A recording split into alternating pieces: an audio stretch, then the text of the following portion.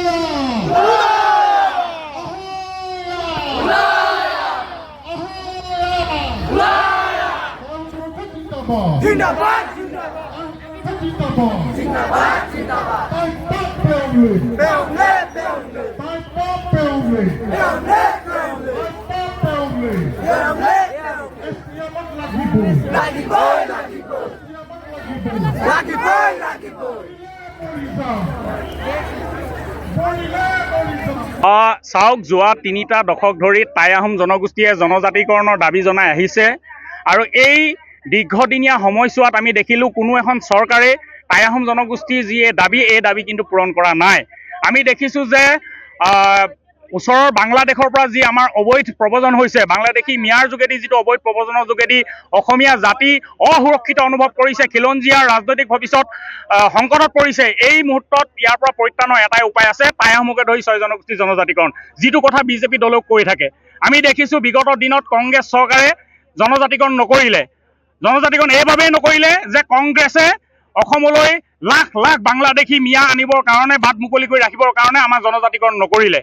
আৰু আমাৰ জনজাতিকৰণ প্ৰক্ৰিয়া যাতে স্থবিৰ হয়, সেইবাবে অসম বিধানসভাত তেওঁলোকে এটা প্ৰস্তাৱ গ্ৰহণ কৰিলে যে বৰ্তমান স্বীকৃতিপ্ৰাপ্ত জনজাতিসকলৰ আপত্তি অবিহনে 6 জনগোষ্ঠীক জনজাতিকৰণ দিব পৰা যাব, এনেধৰণৰ প্ৰস্তাৱ অসম বিধানসভাত তেখেতসকলে গ্ৰহণ কৰি আমাৰ জনজাতিকৰণৰ পথ ৰুদ্ধ কৰিলে, আমাক প্ৰতাৰণা কৰিলে, যাৰ বাবে আমি কংগ্ৰেছক প্ৰত্যাখ্যান কৰিছোঁ। 2014 চনৰ পাছৰ প্ৰত্যেকটো নিৰ্বাচনতে 6 জনগোষ্ঠীৰ ৰাইজে কংগ্ৰেছক প্ৰত্যাখ্যান কৰিছে।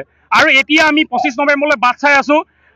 আজি আপোনালোকে জানে 2014 চনৰ আৰু 16 চনত কেন্দ্ৰত আৰু অসমত বিজেপিয়ে চৰকাৰ গঠন কৰাৰ পাছত আমি জনজাতিকৰণৰ আমাৰ প্ৰত্যাখ্যানটো বৃদ্ধি পাইছিলে আৰু তেখেতসকলে 2019 চনত ৰাজ্যসভাত এখন বিল উত্থাপন কৰিলে আৰু এটা মন্ত্ৰী গোট গঠন কৰিলে অসম চৰকাৰৰ, যাতে আমাৰ এটা চূড়ান্ত প্ৰতিবেদন কেন্দ্ৰলৈ পঠিয়াব পাৰি। কিন্তু আমি দেখিলোঁ এতিয়ালৈকে কেন্দ্ৰলৈ এই প্ৰতিবেদন পঠোৱা নাই। শেহতীয়াকৈ অসমৰ মুখ্যমন্ত্ৰীগৰাকীয়ে আনুষ্ঠানিকভাৱে প্ৰকাশ কৰিছে যে 25 নৱেম্বৰত অসম বিধানসভাত এই মন্ত্ৰী গোটৰ চূড়ান্ত প্ৰতিবেদন আলোচনা কৰা হ'ব। গতিকে আমি এই 25 নৱেম্বৰলৈ বাট চাই আছোঁ। এই 25 নৱেম্বৰে আমাৰ শেষ ভৰসা।